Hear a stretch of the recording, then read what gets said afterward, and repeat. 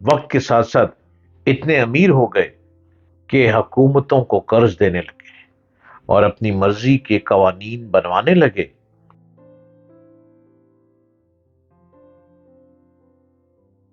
السلام علیکم، ہیلو، ہائے، میری یوٹیوب ویڈیو کو سبسکرائب کیجئے، ڈاکٹر جلیل اسلم آفیشل، اور مجھ کو سنتے چلے جائیے۔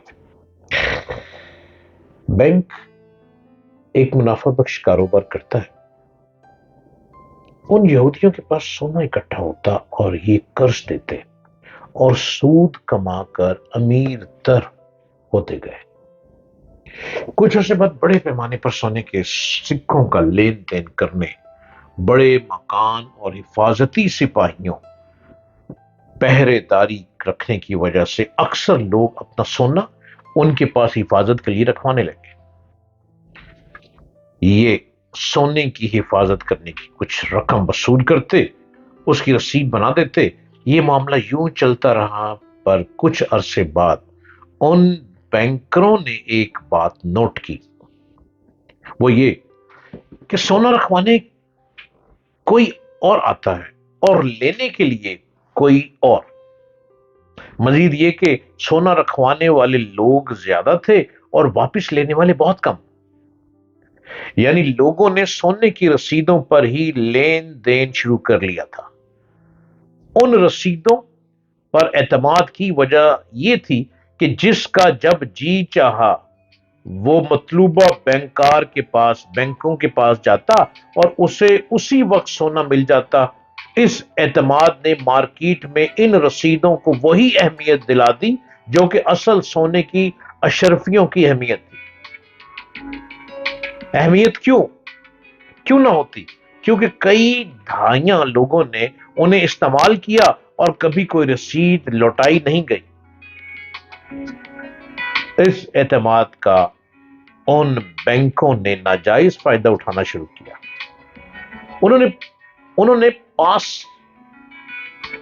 موجود ہونے سے زیادہ رسیدیں بنانا شروع کر دی اور ان کو مارکیٹ میں یوں پہنچاتے کہ کوئی ایسا قرض کا طلبگار آتا جس کے بارے میں انہیں یقین ہوتا کہ یہ رقم سود سمیت ادا کر دے گا، تو وہ اسے رسید بنا دیتے، اور جب وہ سود سمیت قرض لوٹاتا تو سود اپنی جیب میں ڈالتے اور رسید کو ضائع کر دیتے۔ یوں کچھ کیے بغیر ان کی دولت میں بے پناہ اضافہ ہونے لگا۔ چند ایک لوگ جنہوں نے بڑی مقدار میں اپنا سونا ان کے پاس رکھا تھا، انہیں اس بات کی خبر ہوئی تو وہ بینکوں کے پاس گئے، پر انہیں ان رسیدوں پر ملنے والے سود میں سے کچھ فیصد کا وعدہ کر کے ہم نوا بنا لیا گیا۔ یہ بینکر وقت کے ساتھ ساتھ اتنے امیر ہو گئے کہ حکومتوں کو قرض دینے لگے اور اپنی مرضی کے قوانین بنوانے لگے۔ انگریزی کہاوت ہے کہ جو سونے کا مالک ہوتا ہے وہی قانون بناتا ہے۔ بہت سی حکومتوں نے ان کے آئیڈیا کو اپنایا، سینٹرل بینک بنے جو اکثر پاس موجود سونے سے زیادہ رسیدیں چھاپ کر حکومتی کام نکلوا لیتے، جن میں تنخواہیں دینا اور تعمیر و ترقی کے کام شامل تھے۔ ایک بات ذہن میں رہے کہ یہ جن کو قرض جاری کرتے تھے ان میں سے کچھ لوگ کنگال ہو کر قرض ادا کرنے کے قابل نہیں رہتے تھے، حتیٰ کہ ان کے کوئی ایسے اثاثے بھی نہ ہوتے جو ضبط کیے جا سکے۔ جب بھی کسی بینک کے بہت زیادہ لوگ قرض ادا کرنے سے عاجز آ جاتے اور دوسری طرف ان کی مارکیٹ میں پھیلائی گئی رسیدوں کی واپسی زیادہ تعداد میں ہونے لگتی، تو ایک وقت آتا کہ ان کے پاس لوگوں کا رکھوایا گیا سونا ختم ہو جاتا اور لوگوں کے ہاتھ میں موجود رسیدیں سونے کے ٹکڑوں سے کاغذ کا ٹکڑا بن جاتی۔ اس صورتحال کو بینک کا ڈیفالٹ ہونا کہتے ہیں۔ چونکہ انہوں نے اپنی مرضی کے قوانین بنا رکھے تھے، لہذا ایسی صورتحال میں نقصان عوام اٹھاتی اور بینکار اپنی ذاتی دولت سمیٹ کر فرار ہو جاتا۔ آپ سوچ رہے ہوں گے کہ اتنا بڑا فراڈ لوگ کیسے برداشت کر لیتے؟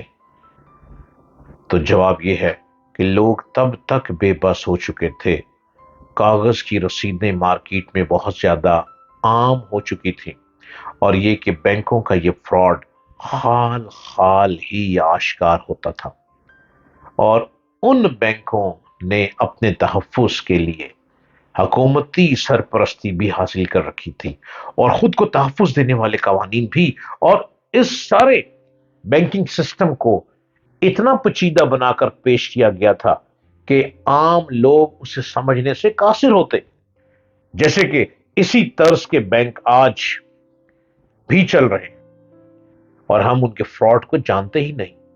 ڈیمانڈ اینڈ سپلائی، یعنی طلب و رسد کا اصول ہمیشہ سے لاگو رہا ہے۔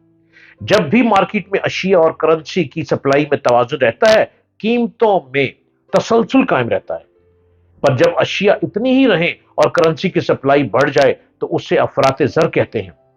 چونکہ ہر کسی کے پاس پیسے ہوتے ہیں تو لوگ اشیاء زیادہ قیمت پر بھی لینے کو تیار ہو جاتے ہیں، یوں ان کی قیمتیں بڑھ جاتی ہیں۔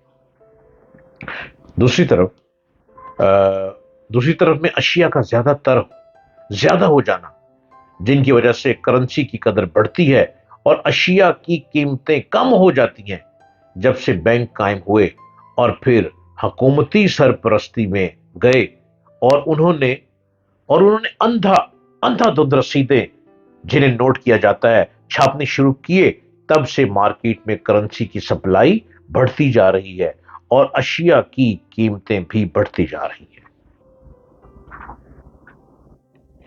پہلی اور دوسری جنگ عظیم میں جب یورپ دست و گریباں تھا، تب امریکہ نے اس جنگ سے خوب فائدہ اٹھایا۔ اس نے یورپ کو اسلحہ اور اشیاء ضروریات بیچی اور خوب سونا اکٹھا کر لیا۔ تب تک حکومتوں کا آپسی لین دین سونے میں ہی ہوتا تھا۔ امریکہ دوسری جنگ عظیم میں اختتام سے کچھ عرصہ پہلے شامل ہوا تھا، اس وجہ سے جنگ کے اثرات اس کی معیشت پر کچھ خاص نہیں پڑے۔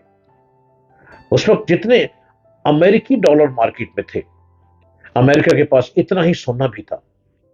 یورپی حکومتوں نے اپنے پاس موجود سونے سے زیادہ اپنی کرنسیاں چھاپ کر جنگوں کے اخراجات پورے کیے، اور ان کی کرنسیاں اپنی قدر کھو چکی تھی۔